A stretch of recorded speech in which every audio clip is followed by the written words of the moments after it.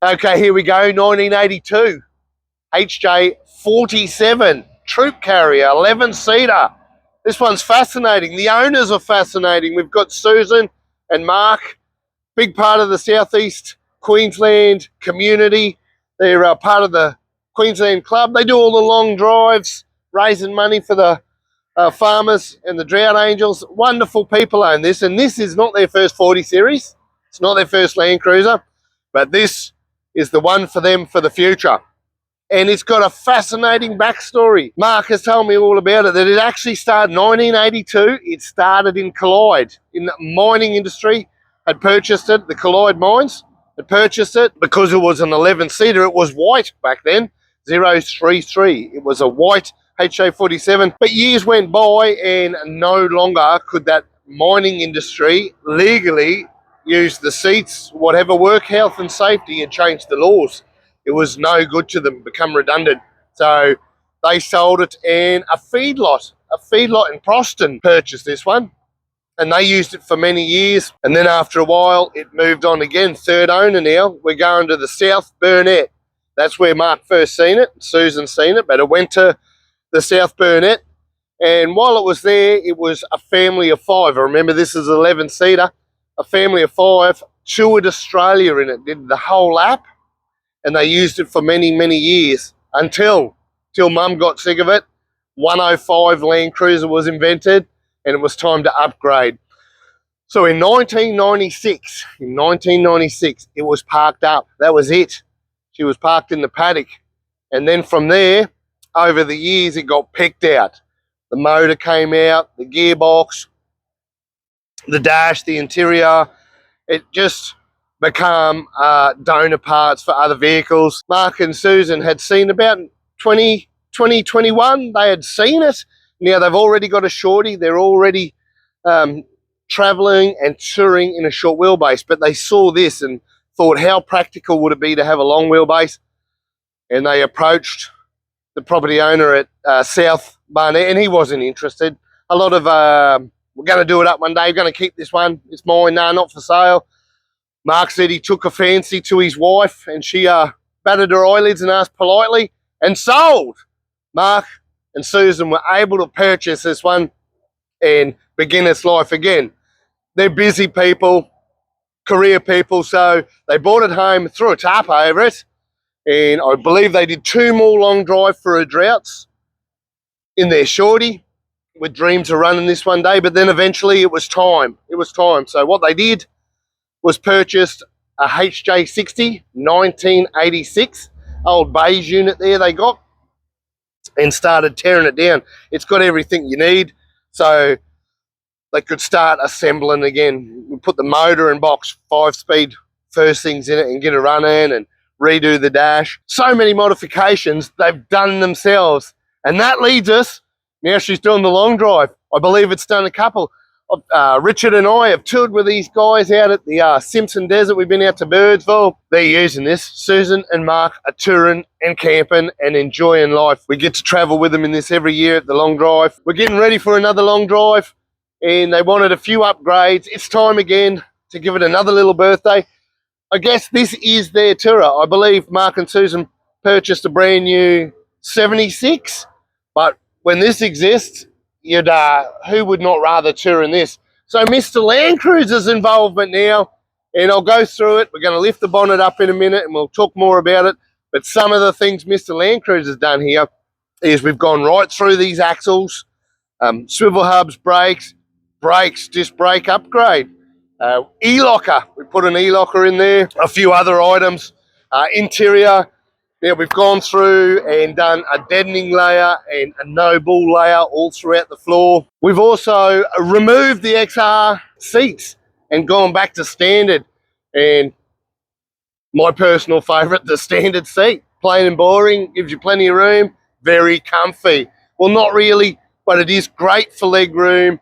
It's great because it's got provisions for a third bum up the front. And this long drive, I believe they're going to bring a friend or two. So remember, this is 11-seater. They're putting the seats and the belts. We've supplied brand new belts. It's all going back in. Doesn't end there. didn't come in with that rooftop tent. It's got the wedge tail roof rack. I've got to talk about this roof rack. Look how it spreads the load. It's not 4 points like traditional style. Yeah, you can run protection there. If they don't beach this thing, I'd probably put lanolin or fish oil in mine and look after that guttering, but that is a well set up. And then we've got the AX27 on top. The AX27 can be purchased from Mr. Landcruiser. It can be fitted here by Mr. Landcruiser. We actually sell a few of these. They're the top of the line. They're as good as it gets. That's an opinion, but you see the space it takes up. I've got one myself. I leave 4 pillows, couple doonas, electric blanket, fan inside. Just leave it all in there and you shut it down. Things like long drive for the drought, you're moving every single day. You didn't want to be pulling pillows out of those thin line ones. We wake up, we have breakfast, we shut it down, we move. So now they're going to notice no swags, no tents. Just pop that bad boy up, put the little awning out, and that's it. You're finished. Up the ladder. What a bloody beauty. They're going around the outside of the vehicle. Love that bar work. Isn't it beautiful with a shovel holder? Excellent place for a shovel. It's also got up the front here remains of a roof rack. That bar work used to be a roof rack. There would have been one at the back and then some roof racks across there. But now it is simply a great place to hold an LED bar light. Throughout the back, it's pretty much original then. They love the patina for the moment. Now, Mark wants to keep the patina. I believe Susan wants to go all shiny, maybe even beige. So we'll let them sort that out and watch this space. Could go shiny. But for today, this vehicle is in excellent condition. Yes, there's a couple of little spots here or there in the floor, but overall, the body is bloody lovely. That's a patina. I want to go and pop the hood now. Let's go and have a look at the old 2H. Before I even open the bonnet, look at this visor. It is a doozy. It's got the patina. That has been there a long time. It looks like the highway visors, like the ones you'll find at MrLandcruiser.com. This one's had provisions underneath just to stop the wobble. They've raised it a bit higher and put some brackets under there. This is fantastic. This is a really good height. It's really, really set well. Now let's have a look. I'll hold the bonnet because the visor's there. This is the 2H. One thing Mr. Landcruiser didn't do is much mechanical around the engine. We did consolidate some wiring. Because we did disc brakes, we'll spot that we've also upgraded the booster in here. Mark has maintained this. He's done all his oil changes and maintenance. There wasn't a great deal Mr. Landcruiser could do in the engine bay. What you see is what you get. Mark's put that wiring in there. Again, when he purchased this, one of the things missing and stripped in the stay was the wiring. So him and his mate Jock again. This one, because it's out of a 60, if he ever wants to, and I think future plans are aircon, he's got the provisions there also to put his compressor and we can build from there. So I'm pretty sure future plans, I'll go through it, but one of them is aircon. That's it. That's the old 2H. 1986 Gen 2. Here we go, very comfy. Mark tells me that the first owner had it as a white vehicle brand new. So this thing's had a lot of coats of paint because the interior is beige, full beige. So it's probably come to Australia beige. Their industry, they've had it painted white, then it's made it to blue, now it's made it to patina, and who knows where next. Inside this, very comfy, very lovely. They had the XR6 seats in here and they've gone back to original. Not just original, they've been reupholstered. And being a troopy, you've got the headrest, something you don't get in the ute. So legalities, they have to go back in it. And while we're talking new vinyl, we also did the no-bull flooring, which I mentioned earlier. Now inside this, check out this console. Mark handmade this himself and he's done a bloody professional job. It's very, very nice, all the curves and everything.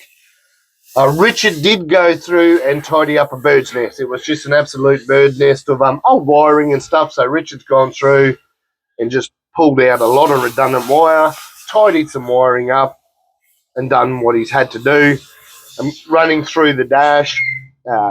Mark, I said earlier, one of the things Mark done is the plate. Mark's had to make a plate, utilise some aftermarket switches. That's where we've put the locker switch here. Mark's request to have that style of toggle switch It blends in with the rest of them, and it's period GME, an old doozy, that one, the GME radio. And this one still has your pull stop, so that's something electrical that won't fail when you've got to pull stop it with a cord. And also, he's got a little some extra power up here, the Siggy socket, and charge your phone as you're driving, so you can put your maps on. Again, these guys are doing some touring. And then that's basically it. In the back, if we look in the back, it's got their curtains and stuff. They put a bed in here. They have taken the seats out. It's an 11-seater, but the seats are coming back. We've organised them some seat belts for the next long drive. Now they've got a tent up the top. They don't need a bed back there. And they're going to have some friends sitting in the back and make it a little party bus. And let's not also forget the cup holders. This machine never had cup holders. Susan would have had to hold them while Mark was driving. So we've they haven't even asked for the cup holders. They didn't even get invoiced for the cup holders. They're such lovely people. Richard's taken it upon himself to throw some cup holders in there so they can have their coffee in the morning when we get up early on the long drive and go from there. Watch this space. There we have it. Future plans. We're talking some more work to the interior. Mark and Susan would like some car builders throughout. They've got to do a little bit of work to the floor, but some car builders throughout. A long range fuel tank and power steer. Then that's it. What else could you want? Oh, and possibly the aircon. Then they're up and running. Tour Australia in a real head turner. You see this coming, you're going to stare. You probably even wave. You can't go and fill up at a servo without having a conversation when you see one of these. What a doozy. It's been a great pleasure to be part of their journey here. I know Susan and Mark are coming to pick it up. We're going to go through the tent. They're going to love the tent. When you go from a swag on the ground and you've got to roll it up 5 a.m. on a winter's morning and your knuckles are falling off, or it's been raining, you just chop the sides in and put it down, everything stays dry. They're going to love this. I can't wait. But for today, this is the walk around. This vehicle has had a massive history. It's a 1982 HJ47.